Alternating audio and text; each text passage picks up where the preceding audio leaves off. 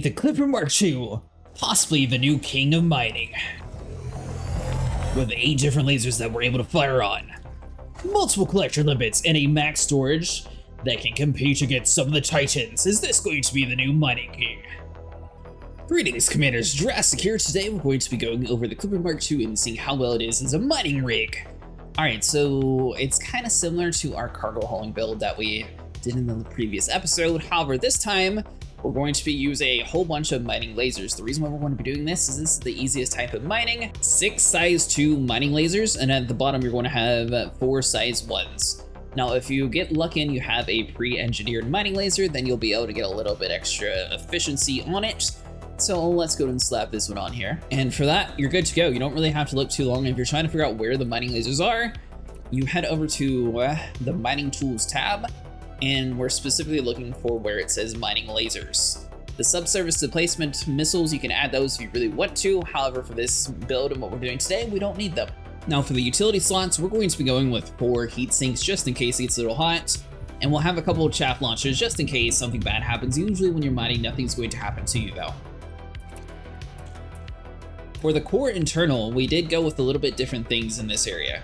So we have the default hull health. Now, this time around, I actually went with an 8A Guardian power plant. I don't usually use the Guardian tech for power and distributors, but it turns out they actually really are efficient and they have a lot less weight. So we're going to be trying this out today to see how well it actually works. We have the 8A thrusters, 7A SCO drive, 5D life support. We went with a 7A Guardian power distributor. The reason why you want a higher power distributor is since you have so many lasers, you want to be able to get your weapons charged and shooting as quick as possible. We have 5D sensor and a 7C fuel tank. Now for the optional internal, we're actually only going to have the top 3 being cargo, which you might think is not going to be much cargo at all, but with this ship, you actually get to squeeze out a ton of extra performance. Now we have 1 7A collector limpet, we have 2 5A collector limpets. We went with a 6D shield, just in case you accidentally scrape into a asteroid or want a little bit extra protection. We can see what our capacity is before and after we take this shield off. We have a 5A fuel scoop. This is always essential if you're going to be doing long traveling. 5H frame shift booster. I personally always recommend having this. That way it increases your jump range quite a bit. As you guys can see, with it completely empty, we have a 30.1 jump range, which is actually pretty good for a ship this size. A 4A refinery, you don't really need one too big. 1A prospector, as long as it's a 1A, and that goes for all of your limpets, you want to make sure they're the A grade, that way they have maximum distance. A detailed surface scanner, and the default thing that you can never remove. Once you have all that, you're finally ready to mine. But there's a caveat. I can show you real quick inside the build layouts. Now this is going to be a little bit easier to show in space. However, just a quick layout, the top 2 lasers are actually going to be on the bottom. Same with the bottom 2 lasers. Now that comes essential to, you want to have these guys always shooting first. The reason why that is that's where the chunks are going to be dropping. Then the top lasers shoot afterwards, and that just helps add in additional damage. We went with so many lasers and so many collector limpets, that way we're able to gather everything. But as it sits with a shield, we are sitting at a total cargo capacity of 832. Now, if we swap the shield out for another cargo rack, we can squeeze out a little bit more for the miners who really like to stay in for the long haul. And that takes our total cargo capacity to 896 with everything else that we have, which is actually insane. When we go with 6D shield, that way it actually cuts down on weight. Alright, now before you go out to mining, there's one thing that you always have to do, and it's the most important step. Well, for 1, repair all structures, and for 2, we need to restock our limpets. Usually, if you're trying to go for the long haul, I recommend just buying max amount of limpets. The reason why you want to do this is you're going to be using them quite a bit. Like, your prospectors are going to be smacking into rocks they don't actually care about. Your collectors are either going to break, or something dumb is going to happen to them, and they crash into an asteroid. So I always recommend having this maxed out, or at least have 600 plus. This one holds 832, so I don't think we'll actually ever need that amount, but 642 should be plenty. And that gives us enough jump range to get to where we're going, with still having collected limpets. Basics of this video, we're going to Omnicorn Capricornia BB1. Why do you go here? Well, this is the best place to get platinum. Platinum is one of those evergreen mining contents. Before they do that, let's go ahead and set up our firing order, that way you guys can get a general gist on how I do it. So typically you want to have your surface scanner on your B area. That's just basically going to be off to the side, and then same with your chaff. We're not really going to be using chaff too much, but in the case of something bad happening, that's what it's used for. As long as you jump into the area one time, you shouldn't really get any pirates inside the area where you're mining. So our goal here is going to be to have the bottom mining lasers set to firing order 1. The top mining lasers are going to be firing order 2. The reason why we want to do that is what we just said earlier. As soon as the bottom ones start hitting, the second ones can turn on and everything will drop on the bottom.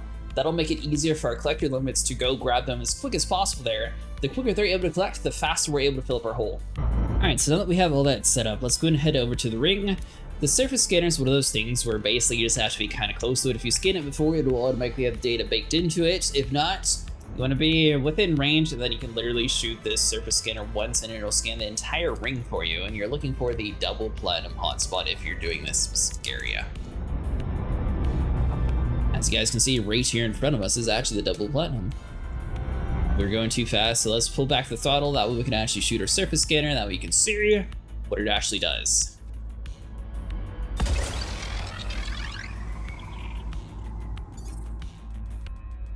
So it'll slowly head towards the ring, smack it, and then it'll scan everything for you. So from here, all you have to do is fly. I recommend trying to fly as close to the middle as possible and try to sort of angle it towards the planet. Mining fields are kind of hard to figure out like where you've been, so you want to make sure that you're at least heading in a direction where you haven't been multiple times. 35%, that's actually a decent asteroid too. So the reason why we have our collectors and mining lasers on the same firing order, basically while you're holding it down, it'll refresh the collector, so if one ever gets destroyed, it'll automatically refill for you.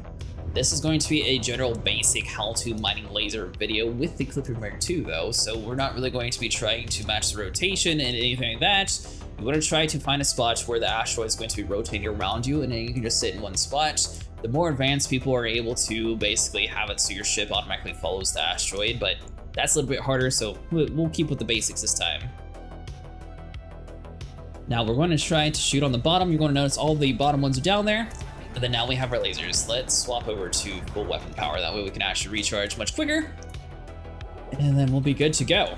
Now the reason why we have so many collector limpets, and also you want to drop that, so we can actually collect everything.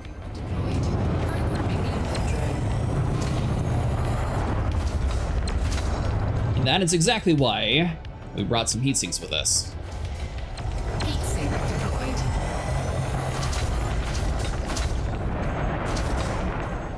So one thing you can do in case you're new to mining is you want to head over to the contact page, and like for example, we have materials, we have our limpets, we have platinum, but if we scroll down like gold for example, we can put gold inside of the ignore list and our limpets are going to ignore that node. That we don't have to worry about that, and then we can stay focused on exactly what we're here for, which is the platinum.